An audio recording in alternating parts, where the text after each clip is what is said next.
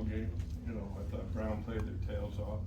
Thought they, you know, James managed that game extremely well, but we were able to make more plays than they did to be for the outcome.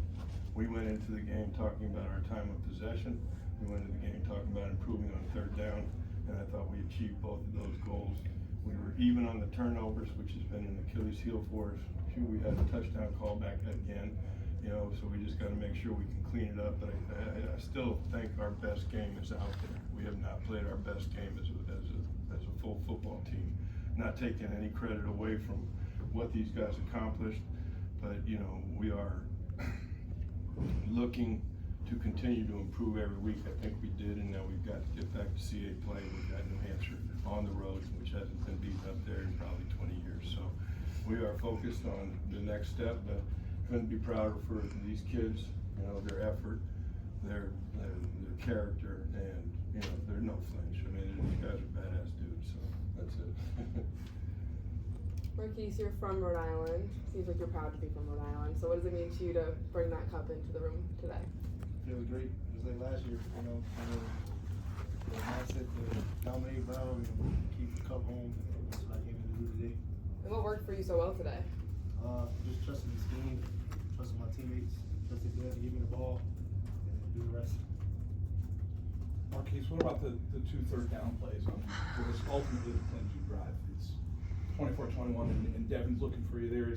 Does he say in the huddle at any point, like, you're my number one target, I'm looking for you here if you can get open?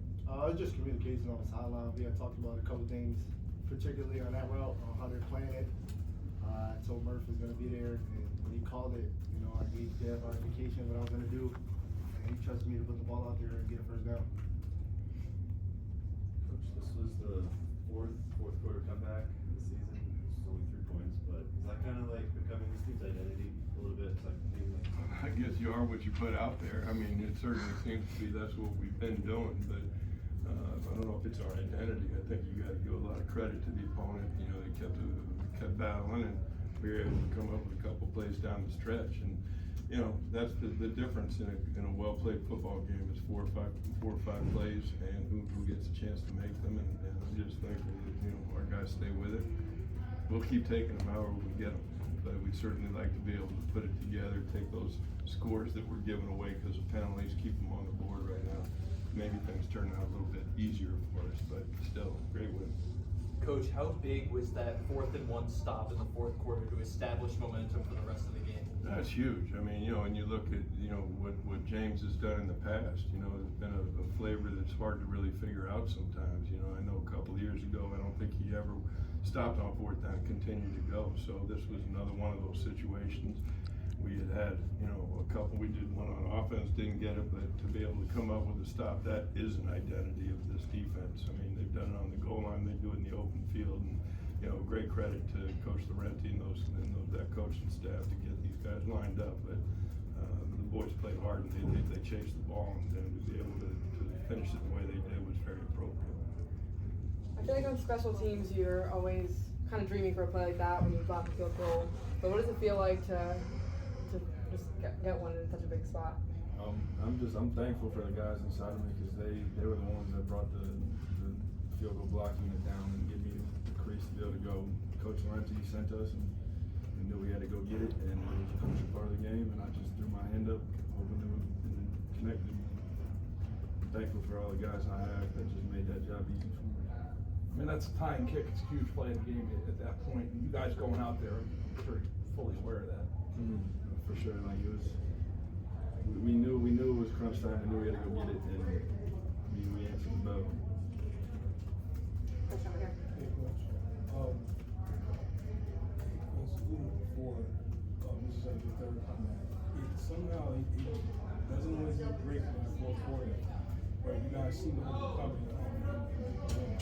What are you telling your team when you're at that point in that crossroad, whether it's the third quarter or the fourth quarter, when you're starting to make your comeback? That's way out of my hands at that point in time. I mean, it's what we talk about in preparation, we talk about never clinching, we talk about winning the game on the last play of the game. I told them this morning, I said, you guys, or was it last night? I said, you guys really listen well, because in training camp we talk about having to play a full 60, not looking at the scoreboard at any point in time, playing the next play, you know, the same old coach speak, but, you know, these dudes, we talk about winning the play on the last play of the game, being prepared to do that. And I told them last night, I said, you don't have to do that. I mean, it'd be much more comfortable to be able to make sure that we're getting it done a little bit earlier, letting some guys get in there and play. But, you know, like I said, we'll take them however we can get them, and there's a big heart on this football team. Let's keep building on it. Jim, any marriage advice for Patrick? That marriage advice. Well, that's an incredibly deep question. I remember seeing this guy that it was a 95th wedding anniversary. You know, some stupid number, 60 something. I went up to him and I said, "What's your secret?" He said, "Jim, you gotta have a man cave."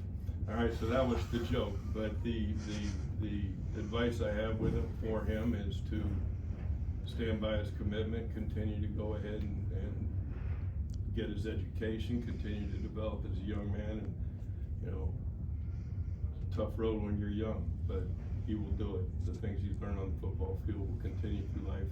I'm thrilled for him. He was like, so happy to be able to do that. And as soon as they let her through the gate right now, it's pretty cool. I didn't get to see much because everybody bought it down. As teammates, you know, obviously you had to come back in the fourth quarter. How was he on the sideline? Like, obviously you wanted to close today, so was he kind of thinking about that in the back of his mind too? Like, we gotta get a win because it has happened today. I think all of us had that in the back of our heads. Like, on top of the Brown thing, like we love to go play Brown, we love to beat Brown, but we definitely had a little extra something because we knew one of our guys was ready to make the next step in his life, and we're all so happy for him, and so happy we could get this win and set this up for him. Coach, you know, 6 in a row, keeping the Governor's Cup for the first time ever that's ever happened. What does that mean to you and the rest of the program? Yeah, it means a lot to me. I think it means a lot for our program. Yeah, I remember way back when, you know, we turned the corner. I think it was a 48-0 game. And at that point in time, we said, you know, we should continue to elevate from here, and I think we have. And, you know, it's extremely important to me, and that cup is the mainstay in our office. We still need to shine it up a little bit and stop seeing the little dings and things on it, but, you know, it's a beautiful thing to have in the office, and, you know, it means a lot. Hey, Coach, in the experience you have, and it's a very experienced coach. So you all took great start 5-1, right? You have a bunch of young guys in the room, okay? They're hyped, they're pumped. Their expectations are great, but you know in the back of your mind, there's still another half of the season to go. How do you keep your team like maintained with the same intensity, which I'm pretty sure you will have, but just not to have a mindset of you're a 5-1 team, but there's still another season to go. This is another zero. It's the easiest question. We got New Hampshire, and New Hampshire's one that it's a different flavor. Brown, good rivalry. New Hampshire CAA, up there, bloodbath. I mean, that's what it's going to be. I mean, it's easy for us to keep motivated on that. We have looked at, you know, past performances. I think we've been here before, 5-1, I'm not sure, but, you know, we've had some mid-season slumps right now, which we just can't afford to do. We're still after things that haven't been done here in 40 years or whatever it may be. But, you know, we just got to go one step at a time. Coach, one thing you mentioned to me when we talked before the third quarter, something you just said is that we've been here before. How is that emphasized throughout the second half, specifically in the fourth quarter as well? Well, I think you gain some experience and understanding that there's plays to be made. I mean, you know, the game is the game, you know, and at times, you know, you may be looking bad, but it can be a couple of spots here and there, you know, a completion to him, a block kick by him.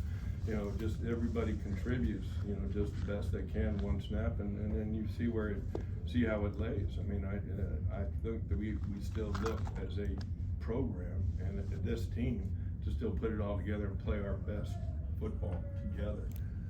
Having the experience to be down and come back, certainly that gives you a increased belief. But like I said, I don't want to continue to play with that fire, because it will get back and get you at some point in time, and we can't afford to let that happen. Marquis, you bring that there, No. Alright, thanks everybody. Any more final questions? Alright. One more, I'm sorry. Marquis, this offense has been kind of, even from spring game, has been kind of, I don't want to use the word criticize, but they've had a lot of doubters. You guys shown that you're physical, that you're fast, and you're better than probably people giving you expectations are. Do you want to respond to that, or do you just want to just keep letting it go? We just gonna keep building on it. They can say what they feel like, but at the end of the day, we got 8 new starters in on the offense, so, we're just building it day by day, keeping the chemistry going, and, it's gonna come together. It's coming together, and we still got a long road ahead to really get this thing perfect, so, but I believe in us, believe in the coach staff, so we'll be fine. Thanks everyone. Thank you.